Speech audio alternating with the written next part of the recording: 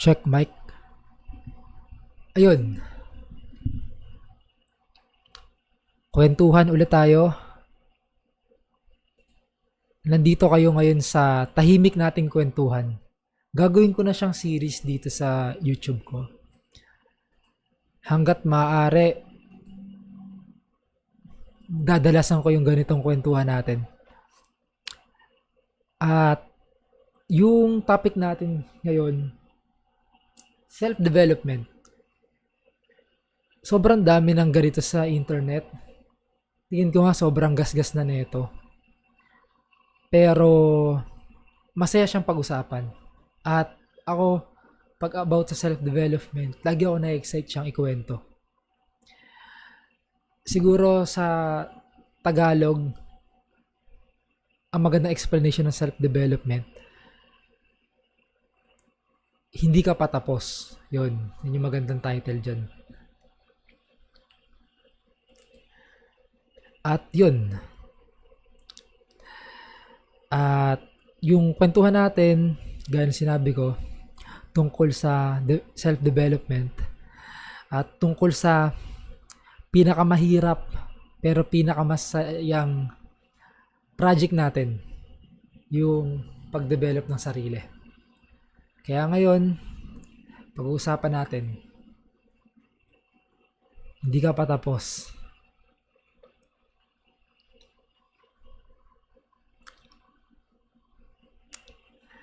Ang tanong dito, bakit feeling natin late na tayo? Minsan, lalo na pag nakikita mo yung ibang tao, parang ang dami na nilang na-achieve. Parang ikaw naiwanan. Yung timeline ng iba ganito. 23 years old, may kotse. 25 years old, may bahay. 30 years old, successful business, retired na sila. At yun yung goal ko rin, no? Maaga makapag-retire. Tapos, at yun, ikaw, parang ganito yung masasabi mo sa sarili mo. Nandito pa rin ako, struggling, nabubulol pa, no? Pero, ang hindi natin nakikita, hindi pare-pareho ang pagtubo ng bawat puno. Medyo malalim yung nasabi ko na yun, no? May mga punong mabilis lumaki. Yan. Kung kung mapapansin mo, may mga punong mabagal pero nagtatagal ng daang taon. Dekada, alam mo yun, sobrang tagal. Kaya kung feeling mo late ka, baka hindi ka naman late. Baka iba lang ang design mo.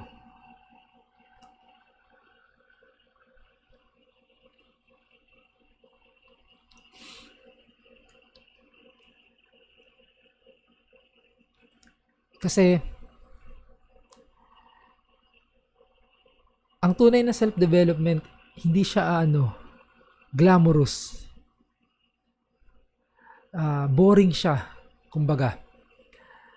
Hindi siya laging nakapost sa social media. Hindi siya laging may certificate. Hindi siya laging may alam mo yun, may papansin sa'yo, parang standing ovation ba.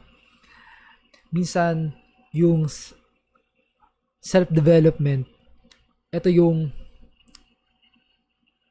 inaayos mo yung kama mo kahit walang makakakita.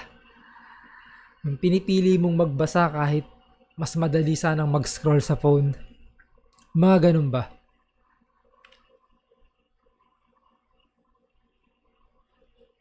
Maliit, tahimik, pero pero yun yung pero yun ang nagpapanday sa karakter mo. Yun yung huhubog sa karakter mo.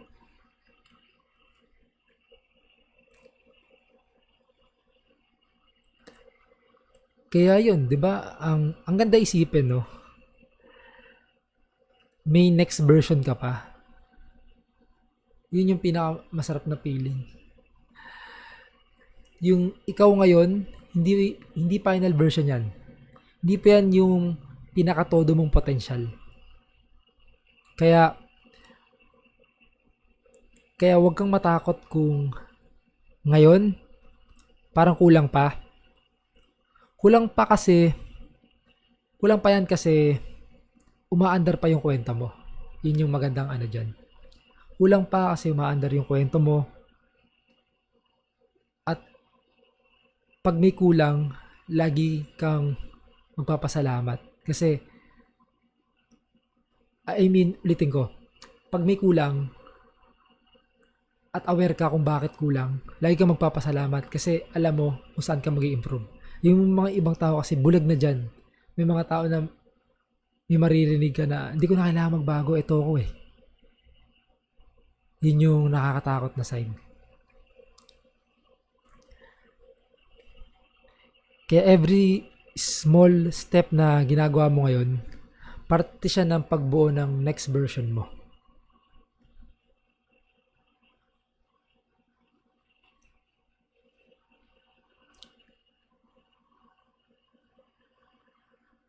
Try mong isipin, sino kaya ako after 1 year ng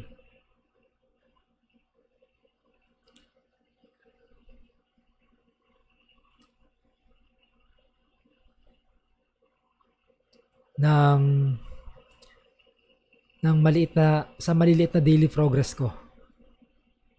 Sino kaya yung magiging ako sa mga baby small step ko, 'di ba? Kung araw-araw, konting improvement, konting disiplina, konting tapang, anong klaseng tao kaya ang pwedeng pwede kong maging?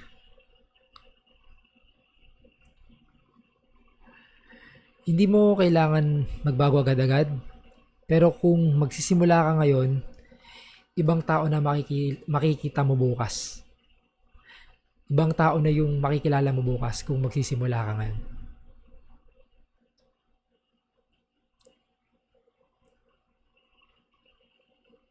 Kaya, yun.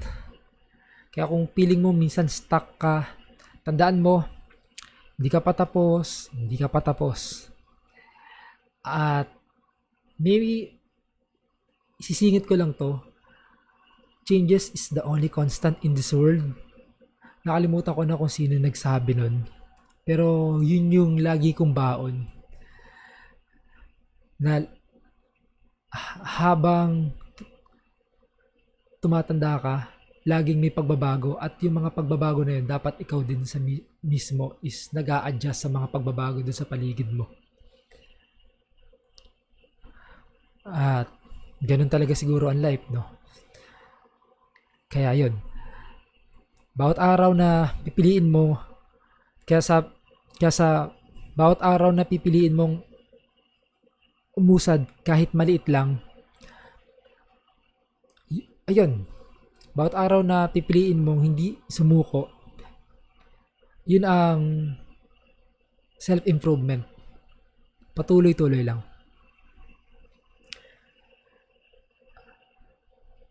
At yun.